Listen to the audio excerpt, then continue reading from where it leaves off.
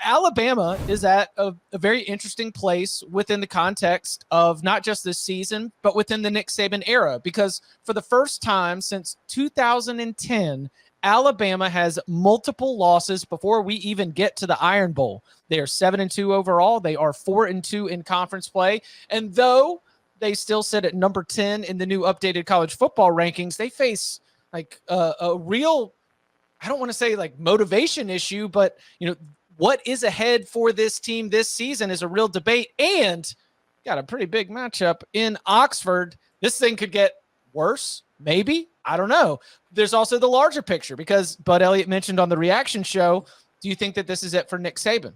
And, going to review some of the post-game press conferences, now we're going to start nitpicking. Now we're going to start really diving into this. So whether it is the individual season at hand, whether it is the larger picture, what do we think Alabama has left to play for right now?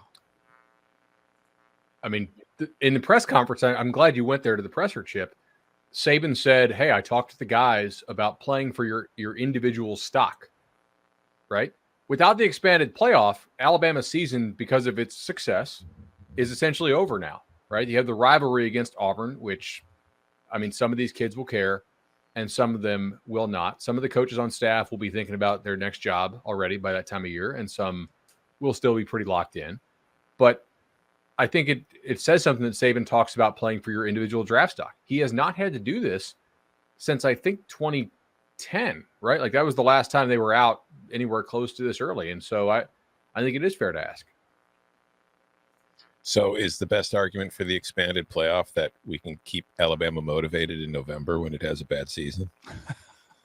Like, oh no, what if Alabama misses the playoff? It's bad for the sport. No, I think what's interesting is, like, we've talked about it on Saturday night. We've mentioned it many times on the show, like the future of Alabama, Nick Saban, how much longer it's going to go.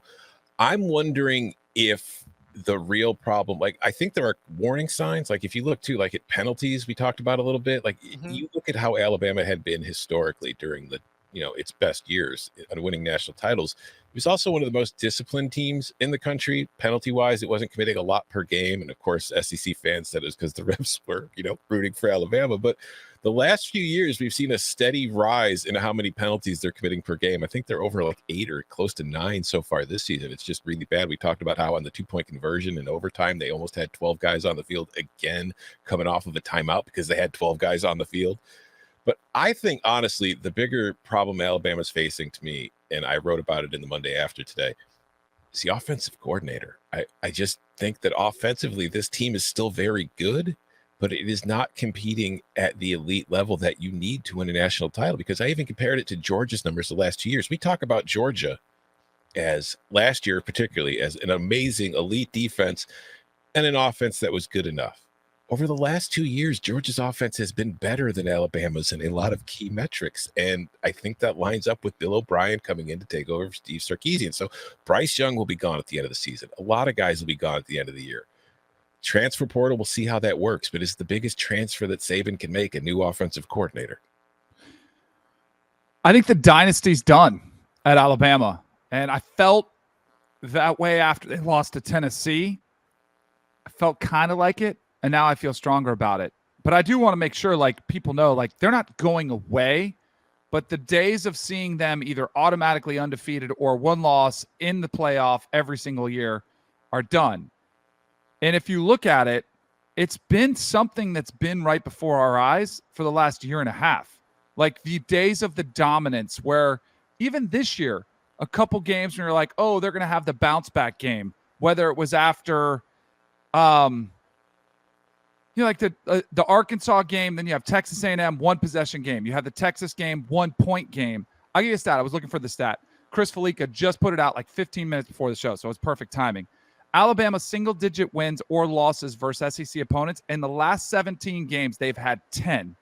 In the previous 54, they had 10. Like, that was, and that run will never be matched ever again.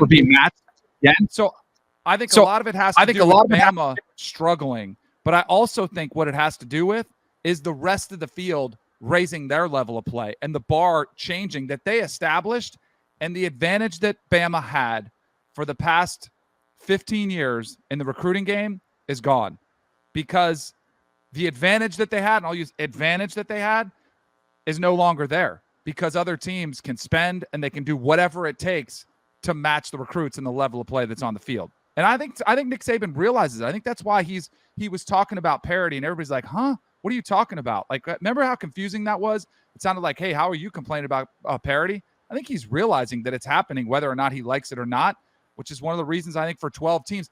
That's the one hesitation I have, is that if we go to 12 teams, if Nick Saban is still there, they probably will get a spot in that playoff, but I don't think they rattle off the national championships the way they have.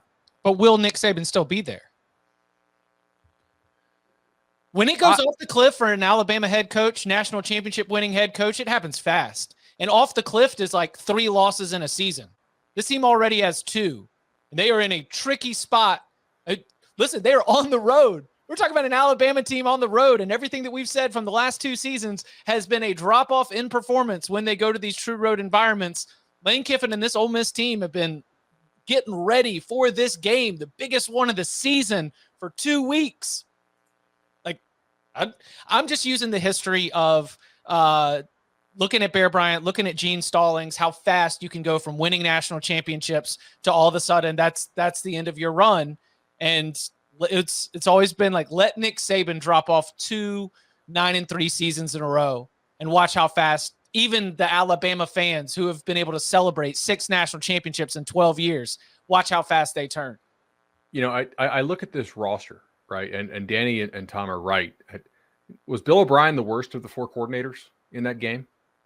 Yes. I think so too. Yeah. Like I know that the whole like some of the media complex is trying to hype him up to get a coaching job elsewhere. And I mean, Nick Saban hasn't told me that he would like to rehome him, but they're wasting an incredible amount of talent on this team right now relative to what they usually do with it. I'm not saying other coaches would get a lot more out of this team, but I think they would get some more. And we can sit here and we can say, hey, they have 2 one-score losses on the road. One was a field goal loss. The other, I mean, literally 1-point loss in overtime. And those are both fair criticisms. But I would also counter, they also have 2 one-score wins. And we may have been having this conversation in like before Halloween, guys, if Quinn Ewers had not gotten hurt in that opener against Texas. So this does look like a different quality Bama team to me. And we have been waiting for it to click. And we've said this, I think we said this after Texas, right? Like Bama did not look elite. However, teams do get better as the season goes on, or at least they are allowed to. But I look at this Bama roster and just going through the depth chart here. Are these guys back? Like Tyler Steen, the transfer they had to take from Vanderbilt, left tackle. I don't think he's back, right? Dalcourt, he's listed as a senior. Is he back? That's their starting center. Starting right guard, Emilio Ekiyor, redshirt senior. So I assume he's gone. Latu is a redshirt senior, right? At least listed on the depth chart here. Bryce Young, probably not back. Jameer Gibbs, probably not back. The receivers, probably back. Defensively, DJ Dale, probably gone. He's a senior. Byron Young, listed as a senior. I imagine he's probably gone. Toe is a senior. There's no way he has another year yet. Like, I think that guy's played football since, like, 2015. Who else here? Will Anderson, probably not back. McKinstry definitely is a sophomore, so he'll be back. Jordan Battle's a senior, so he'll be gone. They lose a good number of their best players off this roster. So, like, if Nick Saban wants to get this thing back, he's going to need to have a lot of rapid talent development from guys on this roster who are not playing a whole lot of snaps right now. They're going to need to hit some home runs in the transfer portal, and they're probably going to need to find a new offensive coordinator. So whether that means making a move with Bill O'Brien, if nobody else will hire him away and take him out of your hands, I guess you got to do it. But this is a much bigger rebuild than normal. This is what I'm saying. Like, it's not crazy to think. I'm not saying Nick Saban won't do this and won't accomplish it or won't want to take it on, but it's not crazy to suggest he doesn't want to take on this magnitude of a rebuild. Like, well, it's also like you can't. He's going to go to the transfer portal and find all the answers. Jermaine Burton hasn't been the answer. Like, it is not all going to be the Jameson Williams type connection right away, and that is something that I think has been proven obvious here in 2022. Think about how many games, too. Most importantly, think of how many games in the last year and a half that Bryce Young has bailed them out of situations where they probably should have lost. Last year's Iron Bowl, that's probably the biggest example. This year's Texas game. I mean, you could go down a litany of games where Bryce Young covered up a lot of the problems that they have, which is a huge testament to Bryce Young and the talent that he has. And Bud's been all over that since day one. But what happens when he leaves? That's where I'm really curious, because that is a rare find. And I get that you can win with less at Bama, but with everything we've talked about, are we sure that's going to continue? Yeah, no, Danny, are your girls doing SAT prep yet? Yeah. All right. Bryce Young is to Bill O'Brien as Trevor Lawrence was to Tony Elliott. yeah, and because let's look at the last 2 seasons. Like, you compare what they were doing under Kiffin and Sarkisian, what they've been doing to Bill O'Brien. If you look at the last 2 years, when Alabama's playing a team is clearly better than, they're fine. The offense works because they've just got more talent than the team that they're facing. But when it comes to those big games, like you mentioned, the Iron Bowl last year, when they're facing other good teams, Tennessee, Georgia, the best plays on Alabama's offense this year particularly are either short passes or runs with Jahmyr Gibbs and letting him make something happen, or Bryce Young scrambling, scramble drills, stuff that wasn't scripted in the play. When things break down, making something happen. It's not a coincidence those are their best plays against good teams, because when they run their actual offense against good teams, it's not working.